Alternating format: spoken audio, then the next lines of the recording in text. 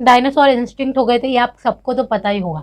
लेकिन वो कब इंस्टिंक्ट हुए, उनके जाने के बाद में तुरंत ही क्या हुआ, या फिर उनके जाने के साथ साथ और क्या क्या मैमल्स या फिर और कौन सी स्पीशीज साथ चली गई, उनके बाद अर्थ पे क्या बदलाव आया और मेनली अर्थ कैसे रिकवर हुआ, क्या ये सब आपको पता है? अगर नहीं तो यही है, आपको वीडियो में पता चलेगा। इसलिए अभी के अभी इस वीडियो को लाइक कर दो, चैनल को सब्सक्राइब करो।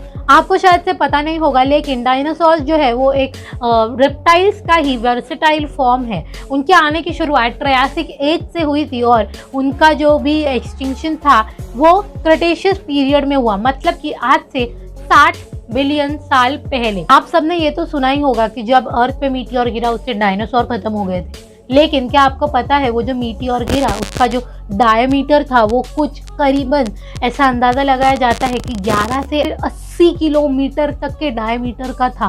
और जब वो गिरा अर्थ पे तो उसका जो ऊपर का सिरा था, उसका जो ऊपर का एज था वो इतने ऊपर था कि कोई भी एयरप्लेन उससे ज़्यादा ऊंचा नहीं हो सकता था। वो जो खड्डा बना वो कम से कम 20 किलोमीटर गहराई का था और बिल्कुल 150 किलोमीटर डायमीटर का खड्डा बन गया था, मतलब कि आधा गल्फ ऑफ मेक्सिको उसने खत्म कर दिया था। जब वो मीटियोर गिरा उसके साथ साथ कुछ ऐसी चीजें हुई जिससे पृथ्वी पूरी तरह से हिल चुकी थी।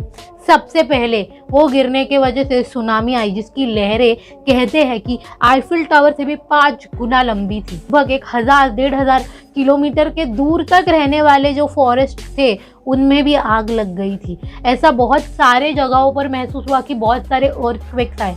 ये सब चीज़ें वापस सुनामी को बढ़ावा दे रही थी। इसके वजह से बहुत ज़्यादा खराब हालत थी जो भी ज़मीन पे रह रहे थे उनकी। एडिशनल टू दिस, इसमें जो भी पार्टिकल्स उड़े हवा में उसके वजह से जो हीट जनरेट हुआ वो हीट के वजह से अर्थ इतना ज़्यादा तप चुका था कि मानो एक जलता हुआ वोल्केनो ही हो। इस हीट के वजह से बहुत सारे मैमल्स हो गए, बहुत सारे प्लांट्स हो गए, कुछ सी लाइफ्स हो गया, हीट के वजह से मर गई।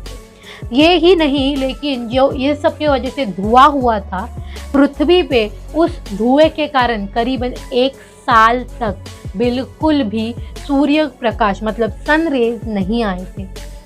और इस वजह से भी बहुत सारे प्लांट्स जो कार्निवोरस थे, जो हमारे बेसिक ऑटोफिल्स है, ये सारे प्लांट्स मर गए। अभी आप सोचोगे कि सब तो मर गए, फिर बचा कौन?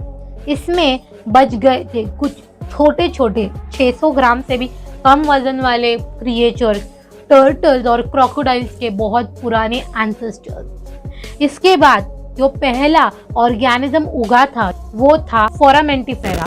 ये एक सिंगल सेल्ड ऑर्गेनिज्म था जो कहीं माउंटेन्स के एजेस में देखा गया था।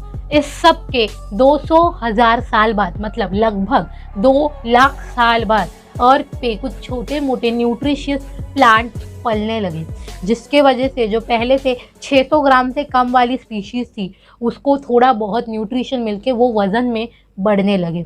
लगभग 7 लाख साल लगे अर्थ पे जो हमारी बीन्स थी वो बनने को। ये सबसे बड़ा अहम किरदार निभाती है जिसके वजह से मैमल्स बड़े दिखाई दिए और जो भी मैमल्स थे वो सब सरवाइव हुए। सबसे ज़्यादा कम रेट पे जो चीज़ रिकवर हुई वो थी हमारी वाटर बॉडीज़।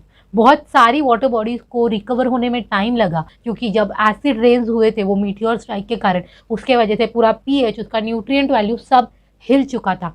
ह्यूमंस का तो बोलो ही मत, हम बहुत ज़्यादा सालों बाद, करीबन हम लोग 7 मिलियन सालों बाद आए थे इस दुनिया में आई कैन से।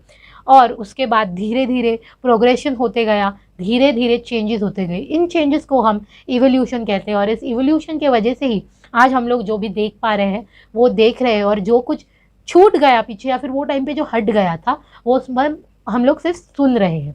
इस सब से एक चीज़ ज़रूर पता चलती है कि द फिटेस्ट सर्वाइव्स, एंड इसीलिए you have to chase the race. अभी ज़रूर ही मीटियोर स्ट्राइक नहीं है, तो बहुत सारे ऐसे हम लोग के लाइफ में आई कैन से कॉम्पिटिशन्स आ रहे हैं जिसको हमें सर्वाइव करना है to be at the number 1 position and to leave the other ones back.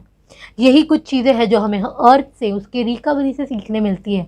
अगर आपको ये वीडियो पसंद आया हो, प्लीज़ इस वीडियो को लाइक कर दीजिए, अभी के अभी सबको शेयर करो, चैनल को सब्सक्राइब करके बेल नोटिफिकेशन को ऑन करो, because we are planning to put lot of big videos again now, and thank you for watching this video.